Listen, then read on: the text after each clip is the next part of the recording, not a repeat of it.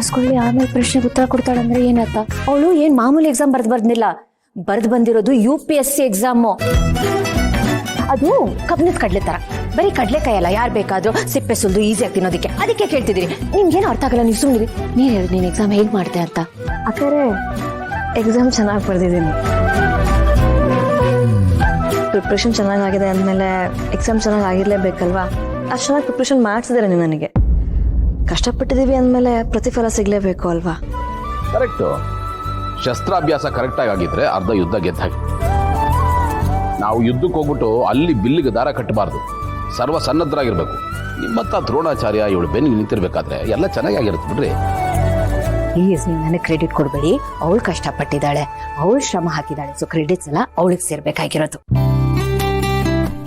ಆಯ್ತು ಮೇಡಮ್, ಎಲ್ಲಾನು ಅವಳಿಗೆ ಸೇರಿ. ಮಲ್ಲಿ ನೀನ್ ಹೇಳಿ, ನಿನ್ನ ಎಕ್ಸಾಮ್ ಚೆನ್ನಾಗಿ ಬರ್ದೆ ತಾನೆ?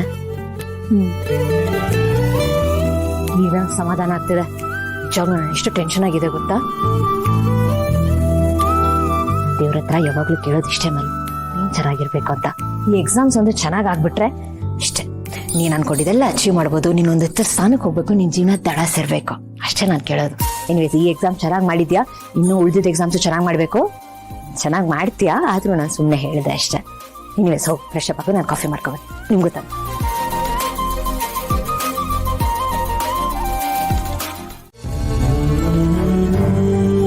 ಹೋಗೋದು ಹೋಗಿ, ಈಗ ಹೇಗ್ ಬಂದಿದ್ದಾರೆ ನೋಡಿ, ಯಾರು ಏನ್ ಹೇಳಿದ್ರು ಸರಿನೇ. ನೀವೆಲ್ಲ ಸಾಚಾಗಳು, ಮೇಲಿಂದ ಉದುರಿರೋರು. ನಾವೆಲ್ಲಾನು ಬಿಟ್ಟವ್ರ ಹಾಗಾದ್ರೆ?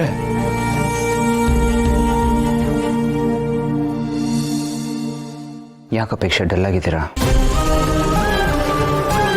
ಪಾರ್ಥ, ಈ ಮನೆ ಮೊದ್ಲಿನ ತರ ಇಲ್ಲ. ಅಕ್ಕ ಭಾವ ಇದ್ದಾಗ ಈ ಮನೆ ಬೃಂದಾವನ ತರ ಇತ್ತು. ಅದೇನೇ ಸಮಸ್ಯೆ ಬಂದ್ರು ಅದನ್ನ ನಗ್ನಗ್ತಾ ಖುಷಿಯಿಂದ ಹ್ಯಾಂಡಲ್ ಮಾಡ್ತಿದ್ರು. ಆದ್ರೆ ಈಗ ಅದ್ಯಾವುದೂ ಇಲ್ಲ. ನಾನ್ ದೊಡ್ಡವನು, ನೀನ್ ಚಿಕ್ಕವನು ಅನ್ನೋ ಭೇದ ಭಾವನೂ ಇರ್ಲಿಲ್ಲ. ಎಲ್ರೂ ಒಂದೇ ತರ ಇದ್ರು, ಎಲ್ರೂ ಒಪಿನಿಯನ್ಗೂ ಬೆಲೆ ಇತ್ತು, ಎಲ್ರೂ ಮಾತು ಕೇಳಿಸ್ಕೊಳ್ಳೋರು. ಆದ್ರೆ ಈಗ ಅದ್ಯಾವುದೂ ಇಲ್ಲ. ಅವ್ರ ಮನೆ ಬಿಟ್ಟು ಹೋದ್ಮೇಲೆ ಎಲ್ರ ಮಧ್ಯ ಬರೀ ಗೋಡೆನೆ, ಫೀಲಿಂಗ್ಸ್ ಅನ್ನೋದೇ ಇಲ್ಲ. ಇದನ್ನ ಯಾರಾದ್ರೂ ಮನೆ ಅಂತ ಹೇಳ್ತಾರ? ಇಂಥ ಜಾಗದಲ್ಲಿ ಹೇಗಿರೋದು ಪಾರ್ಥ? ನಂಗೆ ಉಸಿರು ಕಡ್ದಂಗೆ ಆಗ್ತಾ ಇದೆ. ನಂಗೆ ಮನೇಲಿ ಇರೋದಕ್ಕೆ ಇಷ್ಟನೇ ಇಲ್ಲ. ಆದ್ರೆ ಏನ್ ಮಾಡೋದು? ನೀವಿಲ್ಲಿದ್ದೀರಲ್ಲ, ನಿಮ್ಮನ್ ಬಿಟ್ಟು ಹೋಗೋ ಧೈರ್ಯ ಇಲ್ಲ, ಮನ್ಸು ಇಲ್ಲ ನನಗೆ. ಅದಕ್ಕೆ ಎಲ್ಲಾನು ಸಹಿಸ್ಕೊಂಡು ಸುಮ್ಮನೆ ಇದ್ದೀನಿ. ನನಗೂ ಅಷ್ಟೇ ಅಪೇಕ್ಷಾ, ನಿಮ್ಮ ಹಾಗೆ ತುಂಬಾನೇ ಹೆಲ್ಪ್ಲೆಸ್ ಫೀಲ್ ಆಗ್ತಾ ಇದೆ, ಹೋಪ್ಲೆಸ್ ಫೀಲ್ ಆಗ್ತಾ ಇದೆ. ಏನ್ ಮಾಡಬೇಕು ಅಂತಾನೆ ಗೊತ್ತಾಗ್ತಾ ಇಲ್ಲ. ಇಲ್ಲಿ ಯಾವುದು ಸರಿ ಇಲ್ಲ ಅಂತ ತುಂಬಾನೇ ಸ್ಪಷ್ಟವಾಗಿ ಕಾಣಿಸ್ತಿದ್ರು. ನನ್ನ ಕೈಲಿ ಏನೂ ಮಾಡೋಕ್ಕಾಗ್ತಾ ಇಲ್ಲ. ಅಪೇಕ್ಷೆ, ನಾನು ಬಿಗ್ ಬ್ರೋ ಹತ್ರ ಕೆಲಸ ಕೇಳ್ಕೊಂಡು ಹೋದಾಗ ಅವನು ಏನು ಹೇಳ್ದ ಗೊತ್ತಾ? ಪಾರ್ಥ, ನೀನು ಅಲ್ಲೇ ಇರೋ, ಈ ಕಂಪ್ನಿ ನಾನು ಕಟ್ಟಿರೋ ಕನಸು, ಅದನ್ನು ಉಳಿಸ್ಕೊಂಡು ಹೋಗೋ ಜವಾಬ್ದಾರಿ ನಿಂದು ಅಂತ ಅದನ್ನು ನನ್ನ ಮೇಲೆ ಹೊರಿಸಿದ್ದಾನೆ. ನಾನು ಇಲ್ಲದೆ ಇರುವಾಗ ಕಂಪ್ನಿ ನೋಡ್ಕೊಂಡು ಹೋಗು ಅಂತ ಹೇಳಿದ್ದಾನೆ. ಆ್ಯಂಡ್ ಮಾವ ಕೂಡ ಅದನ್ನೇ ಹೇಳಿದ್ರು. ಆದರೆ ಇಲ್ಲಿ ನೋಡಿದ್ರೆ ಸಿಚುವೇಶನ್ ಬೇರೆ ಥರನೇ ಇದೆ. ಜೈ ಬ್ರೋ ತುಂಬಾ ವಿಚಿತ್ರವಾಗಿ ಆಡ್ತಾ ಇದ್ದಾನೆ. ಬಿಗ್ ಬ್ರೋ ಇರೋ ತನಕ ಅವ್ನು ಸ್ವಲ್ಪನಾದರೂ ಕಂಟ್ರೋಲಲ್ಲಿ ಇದ್ದ.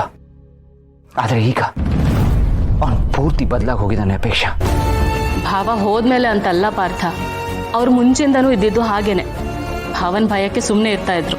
ಅವ್ರು ಕಂಟ್ರೋಲ್ ಮಾಡ್ತಿದ್ರಲ್ವಾ, ಅದಕ್ಕೆ ಇವ್ರ ಅಸಲಿ ಬುದ್ಧಿನ ಆಚೆ ತಂದಿರ್ಲಿಲ್ಲ.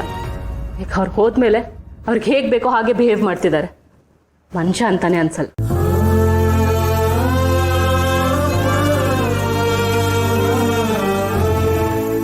ಅಣ್ಣ ಗೌತಮ್ ದಿವನ್ ಸರ್ ಕಾಲ್ ಮಾಡಿದ್ರು, ಮದುವೆ ವಿಷಯದಲ್ಲಿ ಮುಂದುವರಿಯೋಣ ಅಂತಿದ್ದಾರೆ. ಈ ವಿಷಯದಲ್ಲಿ ಒಂದು ತೋರ್ ಸಖತ್ ಸ್ಪೀಡ್ ಇದ್ದಾರೆ boss. Already invitation card print ಮಾಡಿಸೋ ವಿಷಯ ಮಾತಾಡ್ತಾ ಇದ್ದಾರೆ. ಕಾರ್ಡ್ ಏನಾದ್ರು ಪ್ರಿಂಟ್ ಆಯ್ತು ಅಂತಂದ್ರೆ ನನ್ನ ಲೈಫ್ ಮುಗೀತು ಅಂತಾನೆ ಲೆಕ್ಕ.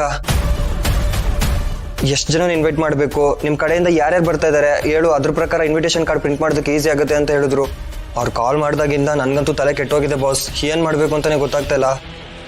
ಏನು ನಿಮ್ ಮದ್ವೆ ಮಾಡ್ಸಕ್ ಅಷ್ಟೊಂದು ಅವಸರ ಏನೋ ಅವ್ರಿಗೆ? ಗೊತ್ತಿಲ್ಲ ಬಾಸ್, ನೀವೇನ್ ಮದ್ವೆ ಮಾಡಿಸ್ಬೇಕು ಅಂತಿದಿರೋ ಮಾಡಿಸ್ಬಾರ್ದು ಅಂತಿದಿರೋ ಅದು ಗೊತ್ತಾಗ್ತಾ ಇಲ್ಲ. ನಿಮ್ಮ ಮನ್ಸಲ್ಲಿ ಏನಿದೆ ಅನ್ನೋದೇ ಕ್ಲಾರಿಟಿ ಸಿಗ್ತಾ ಇಲ್ಲ ಬಾಸ್. ನೀವು ಸ್ವಲ್ಪ ಕ್ಲಿಯರ್ ಆಗಿ ಹೇಳಿದ್ರೆ ನಾನು ಅದ್ರ ಬೇಸಿಸ್ ಮೇಲೆ ವರ್ಕ್ ಮಾಡೋದಕ್ಕೆ ಈಸಿ ಆಗುತ್ತೆ. ಇಲ್ಲಾಂದ್ರೆ ನನ್ಗೆ ಏನ್ ಮಾಡ್ಬೇಕು ಅಂತಾನೆ ಗೊತ್ತಾಗಲ್ಲ ಬಾಸ್. ಸುಮ್ಮನೆ ಇರ್ಲಾರ್ದೆ ಇರುವೆ ಬಿಟ್ಕೊಂಡ್ರು ಅನ್ನೋ ತರ ನಾಳೆ ದಿನ ಇದ್ರಲ್ಲೆಲ್ಲ ಇನ್ವಾಲ್ವ್ ಆಗಿ ನನ್ಗೇನು ಪ್ರಾಬ್ಲಮ್ ಆಗಬಾರ್ದಲ್ಲ ಬಾಸ್. ನೋಡಪ್ಪ ಇಲ್ವಾ, ನನ್ನ ಲೈಫಲ್ಲಿ ಒಂದು ಸಿಂಪಲ್ ಫಾರ್ಮುಲಾ ಇದೆ. ಏನ್ ಗೊತ್ತಾ?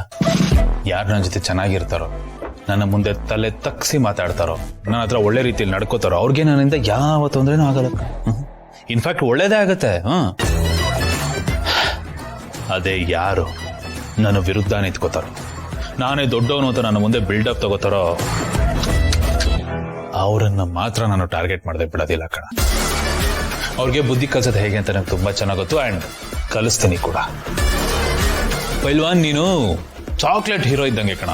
ಅಮೂಲ್ ಬೇಬಿ ತುಂಬಾ ಒಳ್ಳೆ ಹುಡುಗ. ಡೋಂಟ್ ವರಿ, ಒಳ್ಳೆಯವ್ರಿಗೆ ಒಳ್ಳೇದಾಗುತ್ತೆ, ನೀನು ಏನೂ ಆಗೋದಿಲ್ಲ. ನೀನು ಮಾಡ್ಬೇಕಾಗಿರೋ ಕೆಲಸ ಇಷ್ಟೇ, ನಾನು ಏನು ಹೇಳ್ತೀನೋ ಅದನ್ನ ಕೇಳ್ತಾ ಹೋಗು, ಅದ್ರ ಪ್ರಕಾರ ಮಾಡ್ತಾ ಹೋಗು. ಮದುವೆ ರಿಲೇಟೆಡ್ ಎಲ್ಲ ಶಾಸ್ತ್ರಗಳು ನಡೀಲಿ, ತೊಂದರೆ ಇಲ್ಲ. ಆದ್ರೆ ನಾನು ಗ್ಯಾರಂಟಿ ಕೊಡ್ತೀನಿ 100% ಈ ಮದುವೆ ಯಾವುದೇ ಕಾರಣಕ್ಕೂ ನಡೆಯಲ್ಲ. ಬಾಸ್, ಶಾಸ್ತ್ರ ಎಲ್ಲ ಮಾಡ್ಕೊ ಅಂತಿದ್ದೀರಾ, ಆದ್ರೆ ಮದ್ವೆ ಮಾತ್ರ ಆಗಕ್ ಬಿಡಲ್ಲ ಅಂತ ಇದ್ದೀರಾ. ಏನು ಅರ್ಥನೇ ಆಗ್ತಿಲ್ವಲ್ಲ ಬಾಸ್. ಅದನ್ನೇ ಕಣೋ ಗೇಮ್ ಪ್ಲಾನ್ ಅನ್ನೋದು, ಅದನ್ನೇ ಸ್ಟ್ರಾಟಜಿ ಅನ್ನೋದು. ನೋಡೋ, ನೀನು ಜಾಸ್ತಿ ತಲೆ ಕೆಡ್ಸ್ಕೊಬೇಡ, ನಾನು ಹೇಳ್ದಂಗೆ ಮಾಡ್ತಾ ಹೋಗು ಅಷ್ಟೆ. ಪೈಲ್ವಾನ್, ಈ ದೇವ್ರ ಮೇಲೆ ಭಾರ ಹಾಕೋದು ಅಂತಾರಲ್ಲ, ಹಾಗೆ ನಿನ್ನ ಪಾಲಿಗೆ ನಾನೇ ದೇವ್ರು. ನನ್ನ ಮೇಲೆ ಭಾರ ಹಾಕಿ ಸೈಲೆಂಟ್ ಆಗಿದ್ಬಿಡು, ಮಿಕ್ಕಿದ್ದು ನಾನು ನೋಡ್ಕೋತೀನಿ. ಇಲ್ಲಿ ಯಾವಾಗ ಯಾವ ಟೈಮಲ್ಲಿ ಏನೇನು ನಡಿಬೇಕು ಅನ್ನೋದಕ್ಕೆಲ್ಲ ಡೈರೆಕ್ಟರ್ ನಾನೇನೆ, ಅಂಡ್ ನೀನು ಬರೀ ಆಕ್ಟರ್. ನಾನು ಹೇಳ್ದಂಗೆ ಆಕ್ಟ್ ಮಾಡ್ತಾ ಸಾಕು. ಸರಿ ಬಾಸ್. ಗುಡ್.